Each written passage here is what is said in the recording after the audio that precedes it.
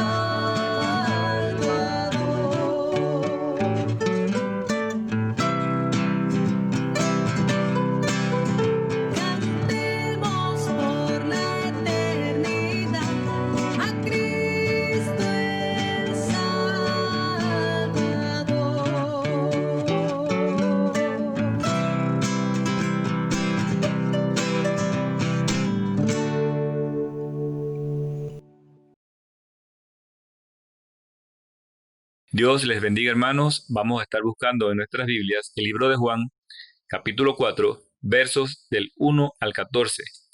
Juan 4, versos del 1 al 14.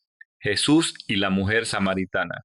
Cuando pues el Señor entendió que los fariseos habían oído decir, Jesús hace y bautiza más discípulos que Juan, aunque Jesús no bautizaba, sino sus discípulos. Salió de Judea y se fue otra vez a Galilea, y le era necesario pasar por Samaria. Vino pues a una ciudad de Samaria llamada Sicar, junto a la heredad que Jacob dio a su hijo José, y estaba allí el pozo de Jacob. Entonces Jesús, cansado del camino, se sentó así junto al pozo. Era como la hora sexta. Vino una mujer de Samaria a sacar agua, y Jesús le dijo: Dame de beber, pues sus discípulos habían ido a la ciudad a comprar de comer. La mujer samaritana le dijo: ¿Cómo tú, siendo judío, me pides a mí de beber, que soy mujer samaritana? Porque judíos y samaritanos no se tratan entre sí. Respondió Jesús y le dijo: Si conocieras el don de Dios y quién es el que te dice: Dame de beber, tú le pedirías y él te daría agua viva. La mujer le dijo: Señor, no tienes con qué sacarla, y el pozo es hondo. ¿De dónde, pues, tienes el agua viva? ¿Acaso eres tú mayor que nuestro padre Jacob, que nos dio este pozo, del cual bebieron él, sus hijos y sus ganados? Respondió Jesús y le dijo: Cualquiera que bebiere de esta agua volverá a tener sed, mas el que bebiere del agua que yo le daré no tendrá sed jamás, sino que el agua que yo le daré será en él una fuente de agua que salte para vida eterna. Dios bendiga su palabra.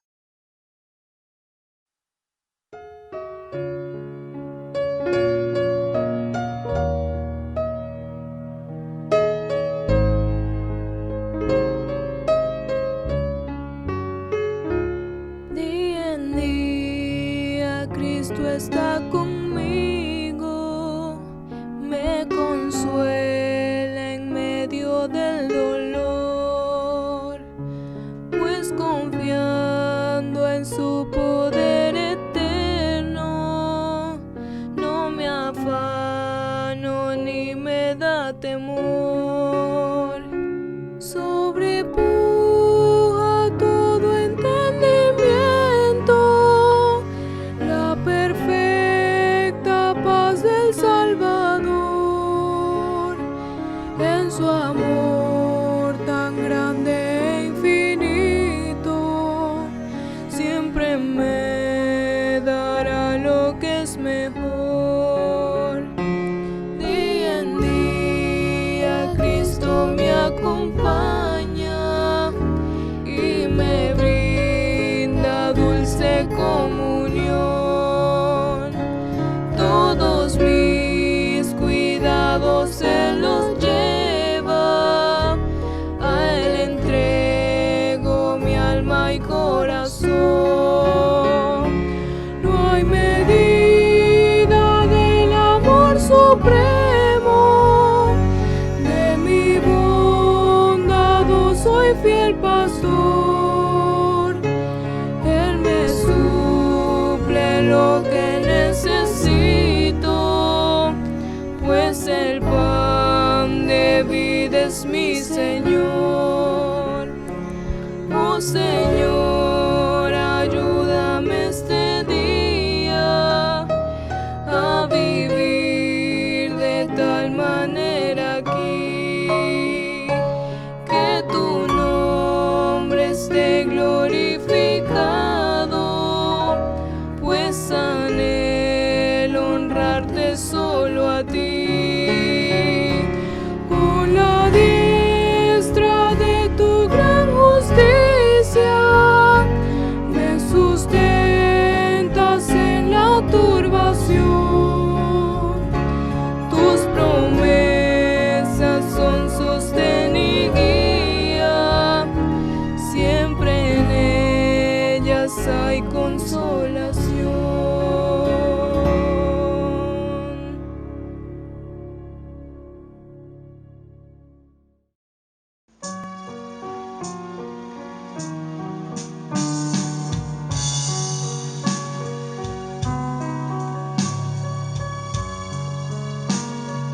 ¿Qué tal, amados hermanos, amigos y familiares? Agradezco a Dios infinitamente por la oportunidad que nos da de conectarnos virtualmente, aunque nuestra conexión es mayor, el amor de Cristo, porque somos parte de la familia de Dios, desde el día en que entregamos nuestras vidas al Señor y experimentamos el nuevo nacimiento como se describe en Juan capítulo 3. Y seguidamente, después de esa decisión, le obedecimos bautizándonos en abundante agua por inmersión en el nombre del Padre, del Hijo y del Espíritu Santo, como lo hace referencia Mateo capítulo 28, versículos 19 y 20. En la Biblia no hay sacramento, solo 2 ordenanzas, y una de ellas es el bautismo, el cual no es opcional para el creyente, sino un mandato para obedecer. El bautismo no nos salva, sino es un testimonio público de que somos seguidores de Cristo. Y el bautismo no nos hace más santos. Le invito a aquel hermano o hermana que aún no ha tomado esta decisión para que pueda leer Hechos capítulo 8 del 26 al 40 y vea la experiencia que tuvo el etíope con Felipe. Y de ahí usted se dará cuenta lo que nos impulsa el Espíritu Santo a hacer cuando queremos obedecer a Cristo. Y eso es importante y que no le demos vuelta, ¿verdad? O larga a esta decisión fundamental en la vida de nosotros como creyentes. Y la segunda ordenanza, mandato, que encontramos en la Biblia, es la Cena del Señor, la cual vamos en este momento a celebrar, ¿verdad? Como parte del cuerpo de Cristo. Le invito para que leamos juntos Lucas capítulo 22, del 7 al 20. Busquemos entonces Lucas 22, del 7 al 20, y la Biblia, la palabra de Dios nos describe de la siguiente manera. Lucas 22, del 7 al 20, dice así: llegó el día de los panes sin levadura, en el cual era necesario sacrificar el cordero de la Pascua. Y Jesús envió a Pedro y a Juan diciendo: id, preparadnos la Pascua para que la comamos. Ellos le dijeron: ¿dónde quieres que la preparemos? Él les dijo: he aquí, al entrar en la ciudad, os saldrá al encuentro un hombre que lleva un cántaro de agua. Seguidle hasta la casa donde entrare, y decid al padre de familia de esta casa: el maestro te dice, ¿dónde está el aposento donde he de comer la Pascua con mis discípulos? Entonces él os mostrará un gran aposento alto, ya dispuesto, preparad allí. Y fueron pues y hallaron como le había dicho, y prepararon la Pascua. Cuando era la hora, se sentó a la mesa y con él los apóstoles, y les dijo: cuánto he deseado comer con vosotros esta Pascua antes que padezca, porque os digo que no la comeré más hasta que se cumpla en el reino de Dios. Y habiendo tomado la copa, dio gracias y dijo: tomad, esto es, y repartido entre vosotros, porque os digo que no beberé más del fruto de la vid hasta que el reino de Dios venga. Y tomó el pan y dio gracias, y lo partió y les dio, diciendo: esto es mi cuerpo, que por vosotros es dado. Haced esto en memoria de mí. De igual manera, después de que hubo cenado, tomó la copa, diciendo: esta copa es el nuevo pacto en mi sangre, por vosotros se derrama. Así que vemos pues que la Escritura nos describe cómo nosotros debemos participar y por qué debemos participar en la Cena del Señor, ¿verdad? La palabra de Dios también en 1 Corintios 11:26 nos dice: así pues, todas las veces que comieres este pan y bebieres esta copa, la muerte del Señor anunciáis hasta que Él venga. ¿Qué anunciamos? Su muerte. ¿Hasta cuándo? Hasta cuando Él venga. ¿Qué significa entonces cuando se menciona en la Biblia la palabra en memoria de mí? Es un recordatorio de la obra de Cristo, de su sacrificio en la cruz por nosotros y de su segunda venida. El pan es símbolo de su cuerpo y la copa, el nuevo pacto en su sangre. También vemos que la palabra de Dios nos ilustra en 1 Corintios 10:16 y enfatiza otro aspecto de la Cena del Señor, que es la comunión. En este momento, esto es lo que estamos celebrando. Es un momento de comunión con Cristo y la comunión entre los creyentes, entre todo el cuerpo de Cristo, la familia de Dios. 1 Corintios 11, también 27-31, nos hace una referencia importante. El versículo 18 nos recuerda que antes de participar de la cena, debemos probarnos cada uno. ¿Qué significa probarnos? Examinarnos, examinar nuestra vida, nuestro corazón, si hay algo que pedir perdón, confesarlo, ¿verdad? Para que el Señor limpie nuestra vida y nuestro hombre interior. Es importante saber, amados hermanos y amigos, que la cena no es un sacramento, volvemos a insistir, no es algo mágico, no nos hace más santos, sí nos insta o nos motiva a la santidad, pero no nos hace más santos.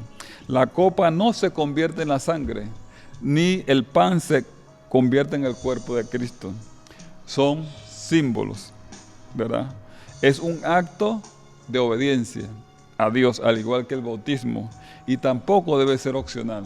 Así que invitamos a ustedes, hermanos, para que de esta manera nos preparemos para participar de este momento memorial de comunión con Cristo y la comunión unos con otros, ¿verdad? Así que quiero invitar a nuestra hermana Maricruz para que pueda elevar una oración a Dios de acción de gracias por este momento tan especial que nos regala como miembros de la familia de Dios y como parte del cuerpo de Cristo representado en la primera iglesia bautista de Santiago.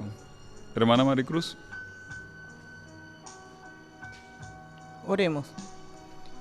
Amado Dios, te alabamos, te damos gracias por este privilegio que nos das de poder compartir este momento tan especial de recordatorio cuando tú moriste en la cruz, derramaste tu sangre preciosa para limpiar nuestros pecados. Gracias, Señor, porque es un acto de obediencia que nos permite recordar esa acción tuya hacia tu pueblo, hacia las personas que han creído en ti. Ahora, Señor, nos gozamos de tener este tiempo de comunión para celebrar, oh Dios, tu resurrección también. Gracias por la vida eterna que das a cada uno de aquellos que te hemos reconocido como Señor y Salvador de nuestras vidas. Gracias, Señor, porque juntos podemos compartir este pan, este vino, en recordación, Señor, de que tú nos amas y nos has dado la vida eterna porque tú vives por los siglos de los siglos. Amén. Así es, estimado hermano, porque el Señor vive. Nuestro Dios, el Señor Jesucristo, murió sí, pero resucitó y Él está vivo. Por eso, para nosotros este momento memorial es de celebración, es un recordatorio, para que de esa manera nuestra vida cristiana sea impulsada a ese compromiso vivo, santo, agradable al Señor. Amén. Así que quiero, hermanos, invitarles para que usted ya tenga en sus manos el jugo de uvas y el pan, lo cual, ¿verdad?, vamos a compartir en este momento. Así que les invito para que usted pueda, antes de recibir el jugo de la vid y el pan, saque este momento también de orar y darle gracias a Dios por su vida, darle gracias a Dios por lo que estamos pasando, lo que estamos viviendo, pero con la certeza y la confianza de que el Señor tiene el control. Nuestro Dios es soberano, nuestro Dios es un Dios amoroso, un Dios que nos cuida, un Dios que está pendiente de nuestras necesidades. Y de igual manera, en esta oportunidad de comunión, el Señor nos reafirma sus promesas y nos tenemos que sostener en su palabra. Amén. Esa es nuestra esperanza. Así que vamos entonces a participar de este momento memorial.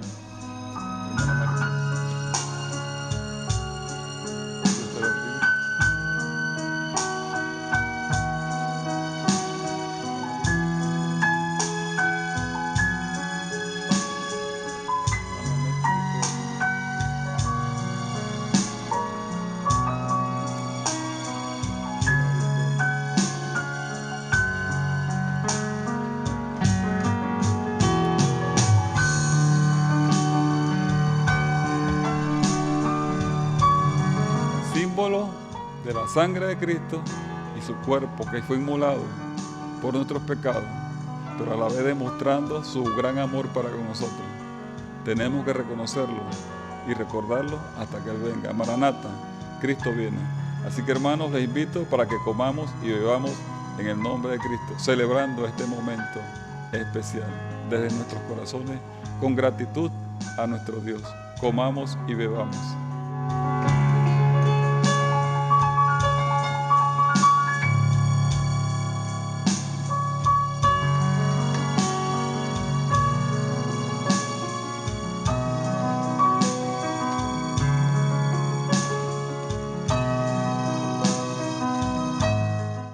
Así que hermanos, continuamos entonces con el programa y que el Señor, ¿verdad?, utilice a nuestro hermano Germain y de esa forma su mensaje llegue a nuestra mente y nuestro corazón y para que nuestro compromiso con Dios siga creciendo. Como dice Pedro, antes bien creced en el conocimiento y la gracia de nuestro Señor Jesucristo.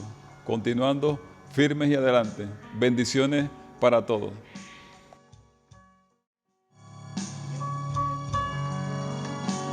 De mí, pan comer, en memoria de mí, beber, en memoria de mí, a Dios pedir por su voluntad.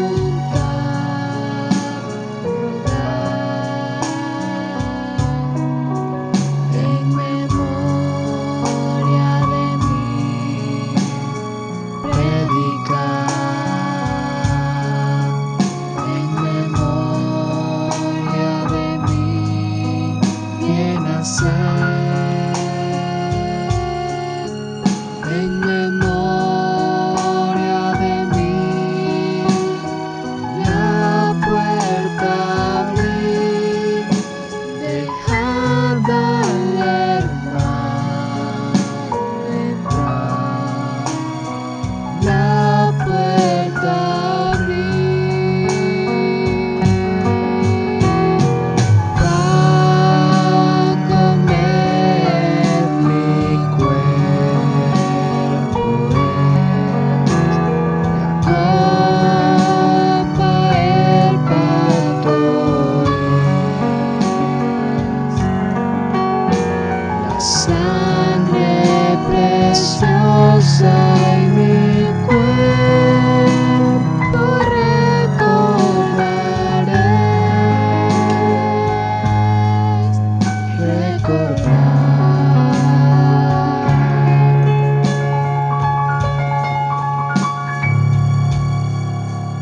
en memoria de mí, siempre orar.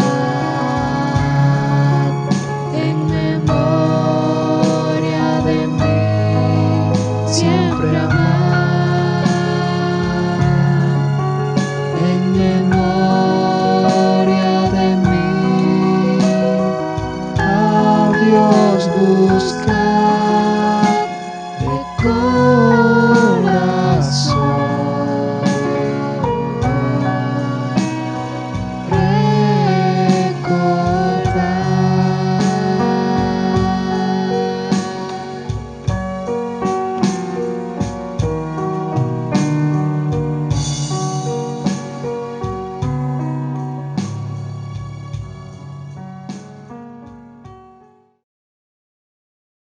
Señor les bendiga, mis amados hermanos. Es un privilegio para mí el poder compartir con ustedes la hermosa palabra del Señor en esta ocasión. Me gustaría regalarles un pasaje, un versículo bíblico, mejor dicho, que está en el libro de Juan, capítulo 5, verso 39, que dice: escudriñad las Escrituras, porque a vosotros os parece que en ellas tenéis la vida eterna, y ellas son las que dan testimonio de mí. En base a este versículo, nosotros hemos querido traer el pasaje en este día, debido a que queremos profundizar más en lo que es la enseñanza de la palabra, queriendo saber qué es lo que el Señor nos quiere decir, y para ello hemos seleccionado este versículo, este pasaje, mejor dicho, que está en Juan capítulo 4, del 1 al 14. Le hemos titulado Jesús y la mujer samaritana, el mismo título que aparece en la Biblia, en nuestras Biblias. Así que les invito a que puedan abrir sus Biblias en el libro de Juan, en el capítulo 4, y vamos a estar leyendo versículos y vamos a estar exponiéndolo, reflexionando y analizando sobre cada uno de ellos y viendo pues qué el Señor tiene para nosotros. De forma introductoria vamos a ver sobre este pueblo que se menciona en este pasaje. Está hablando sobre la región de Samaria. Para conocer un poco y para contextualizar ¿qué fue lo que sucedió con esta mujer y nuestro Señor Jesucristo? Necesitamos saber específicamente el lugar geográfico donde se encuentra esta región. Se dice que Samaria estaba Palestina en el tiempo de Jesús estaba compuesta por 3 regiones. La región del norte, la región que era Galilea, la región del sur, que era Judá, y en medio de estas 3 estaba lo que se conoce como Samaria. Entonces notamos pues que el Señor Jesús le era necesario pasar por Samaria para llegar a Galilea. Notamos aquí también que estas divisiones hicieron que estas personas, estos judíos, por decirlo así, tuvieran diferentes tipos de creencias, religión y costumbre, debido a esta separación. También podemos ver en la historia que cuando el rey de Asiria conquistó el reino del norte, o sea, Galilea, él se llevó a la mayor cantidad de judíos para su territorio. Entonces, él lo que hizo fue que pobló con personas de su territorio la región de Samaria, o sea, las ciudades de Samaria. Por eso que podemos ir comprendiendo por qué es que Samaria se da una mezcla de personas, una mezcla de razas, y por ende notamos que esas tradiciones y esas costumbres que tenían los pueblos de Asiria, entonces ellos la incorporan al culto a Jehová. Así que haciéndonos una idea más amplia de a qué se enfrentaba el Señor Jesús cuando visita Samaria, debido a esta situación, es que podemos llegar a la conclusión de que el pueblo de los judíos y los samaritanos no se llevaban, pues, o había un odio entre ellos, porque también se dice que después de la deportación de Babilonia, el pueblo de Samaria se opuso a que los judíos construyeran el templo, reconstruyeran el templo y reconstruyeran la ciudad. Entonces, por ende, y por estas razones, pues vemos que los judíos y los samaritanos no se trataban entre sí. De esta forma tenemos ya un panorama más claro de a qué se enfrentaba el Señor Jesús cuando Él llega a Samaria. Y también es bueno mencionar que para el Señor Jesús, Él no hacía discriminación de personas. Por ende, en aquel tiempo, ser llamado samaritano era un tipo de ofensa, pero el Señor Jesús se propone ir a Samaria. Podemos entonces entrar de lleno ya, y si ustedes buscan en su Biblia, podemos entrar en el capítulo 4 del libro de Juan. Vamos a estar leyendo el versículo 1. Dice así, capítulo 4, Jesús y la mujer samaritana. 1. Cuando pues el Señor entendió que los fariseos habían oído decir, Jesús hace y bautiza más discípulos que Juan. 2, versículo 2 dice, aunque Jesús no bautizaba, sino sus discípulos, salió de Judea y se fue otra vez a Galilea. Versículo 3. El comienzo de su ministerio, Jesús pasó algún tiempo en Judea. aunque los otros evangelios no registran este hecho, Juan sí anota pues que el Señor Jesús inicia su ministerio en Jerusalén, en sus inicios, y que en esos inicios se encuentra con Juan el Bautista. Los dos estaban encargados al ministerio, cada uno en su ministerio, y los dos bautizaban, según las escrituras, los dos bautizaban a los israelitas que iban a ellos por arrepentimiento. Estamos aquí también, como hace énfasis en el versículo 2, hay un paréntesis ahí donde dice que Jesús no bautizaba, sino que eran sus discípulos. Es importante mencionar eso, que Jesús no bautizaba, sino más bien eran los discípulos. Después de algún tiempo en Judea, los fariseos habían llegado a conocer el éxito de Jesús. Y esta nueva situación en Judea provocó cierta preocupación en los líderes religiosos y en los fariseos. Y también a consecuencia de que en aquel mismo tiempo Juan el Bautista se había levantado y había agradado al pueblo, de tal manera que había tenido una popularidad.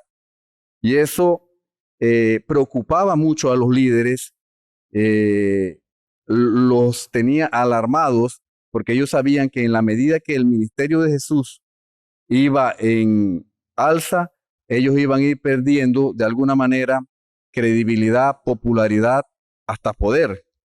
Pero bien lo dijo Juan el Bautista, que detrás de él venía uno que era mucho más grande que él, del cual él no era digno de desatar siquiera la correa de su sandalia.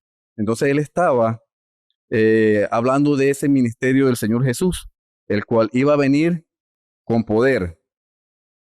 Sin embargo, en vista de esta situación, fue Jesús quien decidió abandonar Judea. Al notar, pues, que el ministerio de él había llegado a los oídos de los judíos y había llegado a los oídos de los israelitas, el Señor Jesús propone en su corazón el salir de Jerusalén y ir hacia Galilea, debido a que todavía no era el tiempo, o el Señor Jesús no quería todavía confrontarlos abiertamente, porque él estaba iniciando su ministerio. Él sabía que en Judea ellos tenían mayor poder y tenían mayor presencia, no en cambio en Galilea. Por ello es que entonces él toma la decisión de trasladarse hacia Galilea. Jesús, después de haber salido de Jerusalén, partió rumbo a Galilea. Este es un trayecto de unos 160 kilómetros, para que nos hagamos una idea. Y es un recorrido que está haciendo una persona a pie, una persona caminando, de 3 a 4 días. También es importante mencionar que la mayoría de los judíos en aquel tiempo evitaban pasar por Samaria. Así que ellos rodeaban el territorio de Samaria, bordeaban el territorio de Samaria, cruzaban el Jordán 2 veces, pero entonces el rango de tiempo era el doble, porque tenían que caminar una extensión mucho más larga. Pero el Señor Jesús tomó la decisión de pasar por Samaria, y en vista de un encuentro con esta mujer. Veamos entonces el versículo número 4, dice, y le era necesario, como estamos diciendo, y le era necesario pasar por Samaria. El 5 dice, vino pues a una ciudad de Samaria llamada Sicar, junto a la heredad de Jacob, junto a la heredad que Jacob dio a su hijo José. Y estaba allí, en el 6, y estaba allí el pozo de Jacob. Entonces Jesús, cansado del camino, se sentó así junto al pozo. Era como la hora sexta. vino una mujer de Samaria a sacar agua y Jesús le dijo, dame de beber. Y el 8 dice, pues sus discípulos habían ido a la ciudad a comprar de comer. Bien, vemos que se nos dice que en un viaje de Judea a Galilea Jesús consideró que le era necesario pasar por Samaria. ¿Cuál sería la razón?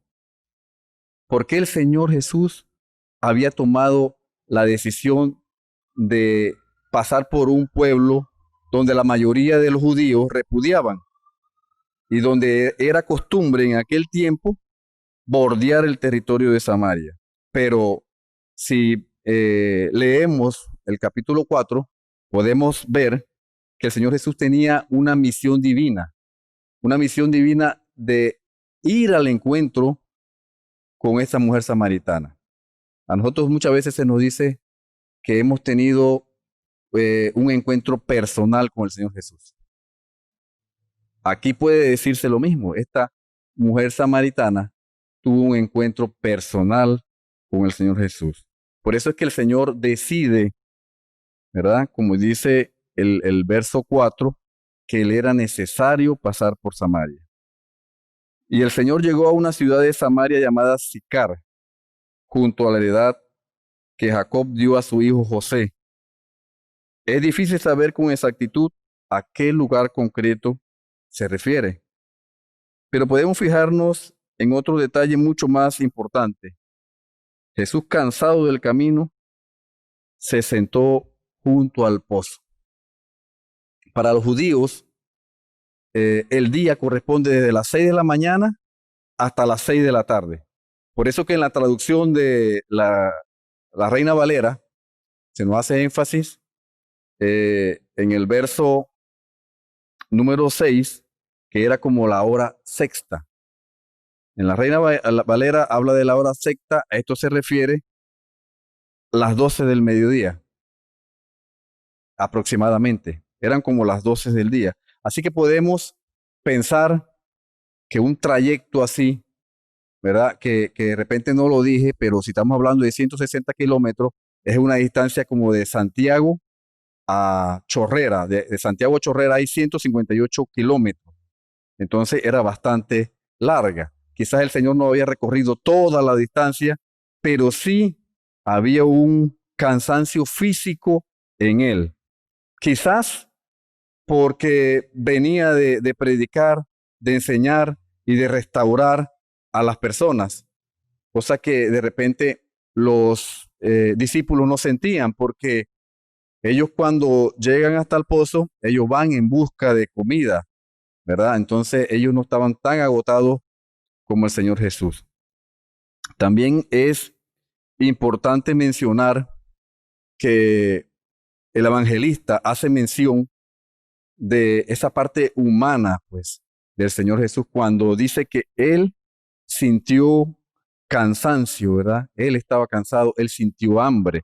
Entonces, al igual, cuando se nos hace notar en ese evangelio sobre la divinidad del Hijo, ¿verdad?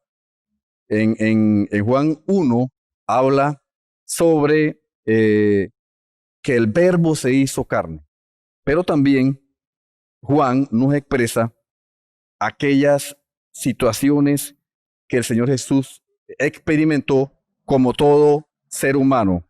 Un ser humano con necesidades, un ser humano con sentimientos, y podemos verlo en algunos ejemplos que el evangelista Juan presenta. Por ejemplo, cuando nos dice que Jesús lloró ante la tumba de su amigo Lázaro. Juan 11:35. Y su alma se turbó, dice, ante la inminencia de la cruz. Juan 12:27. Estas son experiencias humanas que el Señor Jesús ha estado pasando, que el Señor Jesús experimentó. O su espíritu se conmovió, dice en Juan 13:21, ante la traición de uno de sus apóstoles. Y tuvo sed, dice, cuando estaba en la cruz. Juan 19:28. Fijémonos además en otro pequeño detalle que también tiene cierta importancia. Observamos que Jesús envió a sus discípulos a comprar algo de comer. Pero, por supuesto, esto quizás no tiene nada de extraordinario, pero cuando unos capítulos más adelante el Señor multiplica los panes y multiplica los peces para dar de comer a una multitud hambrienta, nos preguntamos entonces por qué el Señor no hizo un milagro en ese momento y Él se hubiese abastecido de comida y hubiese de alguna manera llenado pues esa necesidad de alimento. Pero lo que sabemos es que el Señor no hacía milagros para satisfacer su bien común, sino que Él se regía a la norma o Él se regía a la normalidad que rigen a todos los seres humanos. Él vivió una vida común, ¿verdad? Así que Él no hacía milagros para Él mismo. Es más, Él nos dio una lección en cuanto a esto, porque lo que Dios no hace por nosotros, nosotros mismos debemos hacerlo. Dios nos invita a que nosotros podamos hacer las cosas por nuestra propia fuerza. Así que los milagros del Señor Jesús no los hizo para facilitarnos la vida a nosotros. Los milagros el Señor Jesús los hizo para mostrar su gloria al mundo. Versículo 9. La mujer samaritana le dijo: ¿cómo tú, siendo judío, me pides a mí de beber, que soy mujer samaritana? Porque judíos y samaritanos no se tratan entre sí. En la respuesta de la mujer se percibe inmediatamente la desconfianza reinante entre judíos y samaritanos. Hay que añadir también las diferencias entre sexos, ¿verdad? Porque la mujer fue clara al decirle al Señor que era una mujer, ¿verdad? Y recordemos la cultura de aquellos tiempos donde a un hombre le era prohibido hablar con una mujer en público. El Señor rompe esas barreras y le habla a aquella mujer. De igual forma, también estaba prohibido dentro de la cultura judía que un rabino le pidiera algo a una mujer. Pero Cristo no reconoció las divisiones y enemistades entre los hombres. La razón es que todos los seres humanos necesitamos de esa salvación, ya sea judíos o ya sea samaritanos. El Señor Jesús trató con todos ellos. Versículo 10. Respondió Jesús y le dijo: si conocieres el don de Dios y quién es el que te dice, dame de beber, tú le pedirías y él te daría agua viva. A pesar de la negativa de la mujer, Jesús continúa la conversación diciéndole que tenía un agua mejor que la del pozo y que él sí estaría dispuesto a compartirla con ella. A veces pensamos pues que algo material, pues, como lo que es el agua, el Señor Jesús aprovecha este instante, pues este momento, y le hace ver a la mujer dos verdades espirituales: el don de Dios y el agua viva, en base a esto material que es el agua. Él estaba tratando de decirle a la mujer sobre lo que es la salvación, ¿verdad? La mujer desconocía el regalo de Dios. Quizás podemos imaginarlo lo que esa persona o esa mujer estaba pensando, ¿no? ¿En qué consistía ese regalo? Muchas veces nosotros nos negamos, ¿verdad? A recibir algo sin que hayamos trabajado, sin que nos lo hayamos ganado. En mis inicios, cuando conocí del Señor, me decían que la salvación es un regalo de Dios, es un don de Dios. Y yo quizás no comprendía en ese momento, ¿verdad? Pero gracias al Señor que abrió mi entendimiento y pude recibir ese regalo, ese don de Dios. Me imagino que esta mujer estaba en esa misma situación, desconocía cuál era ese regalo.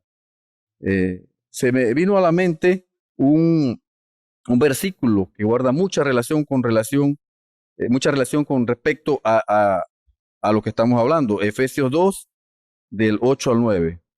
Porque por gracia sois salvos por medio de la fe. Y esto no de vosotros, pues es don de Dios.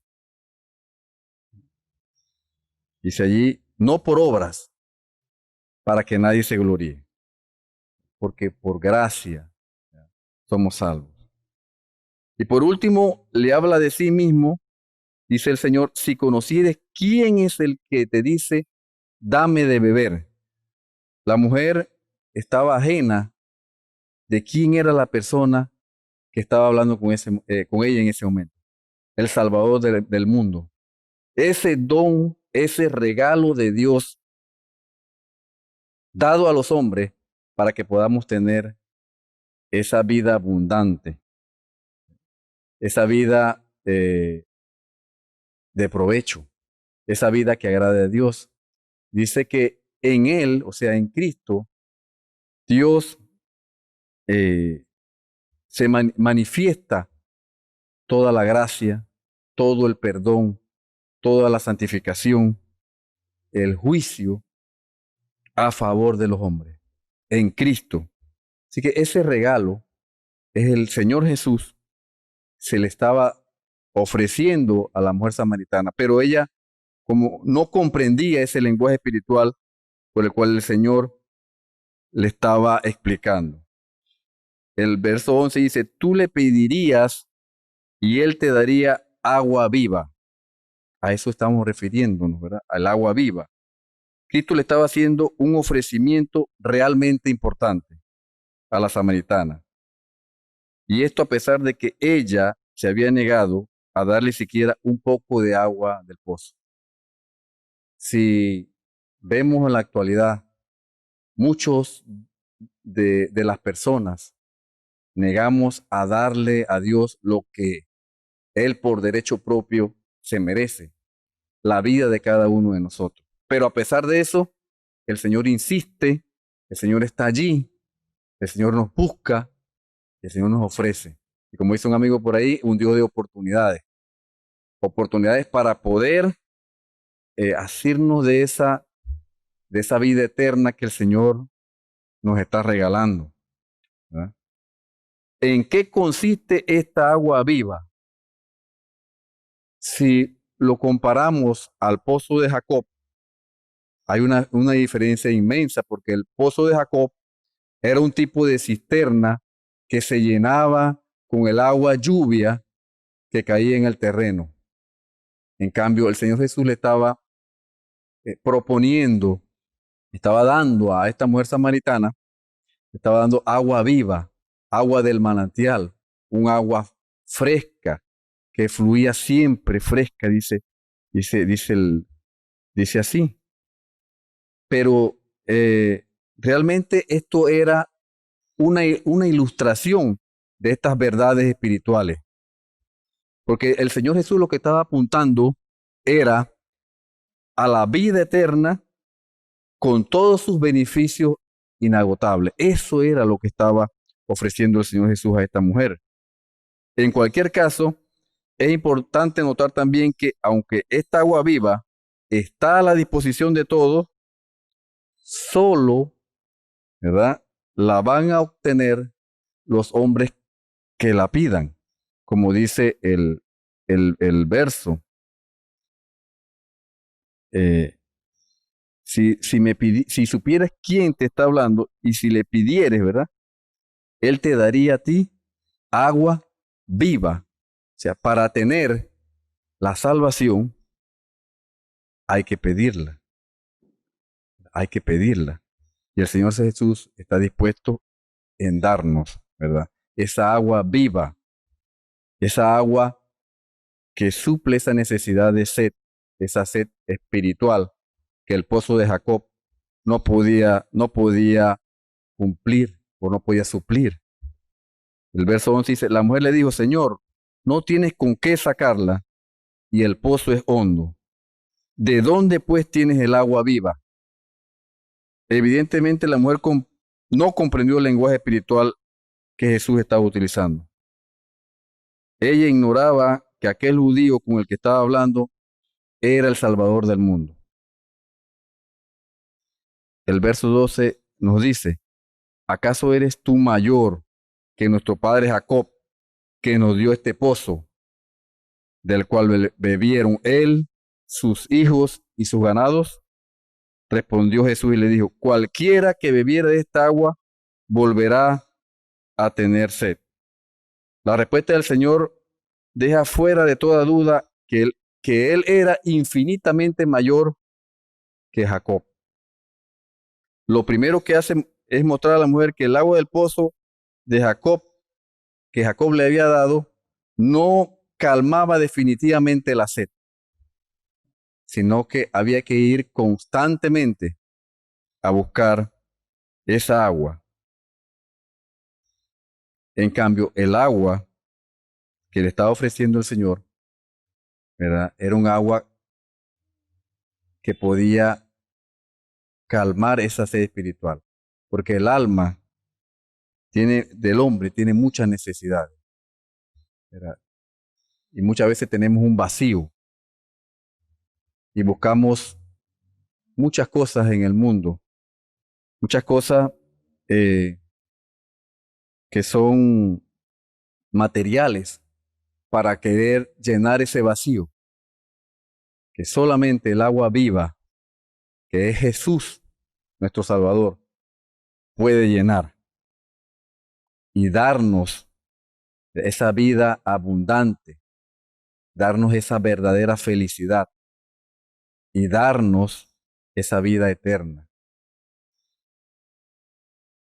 Por eso es que el Señor Jesús dice en el verso 13, cualquiera que bebiere de esta agua volverá a tener sed. Y se estaba refiriendo al agua que salía del pozo de Jacob. El verso 14 nos dice, mas el que bebiere del agua que yo le daré, no tendrá sed jamás, sino que el agua que yo le daré será en él una fuente de agua que salte para vida eterna. Así que el Señor Jesús nos está haciendo una promesa universal, que solo Él puede llenar ese vacío. Y como decíamos, esto solamente va a ocurrir si entregamos nuestras vidas a Él.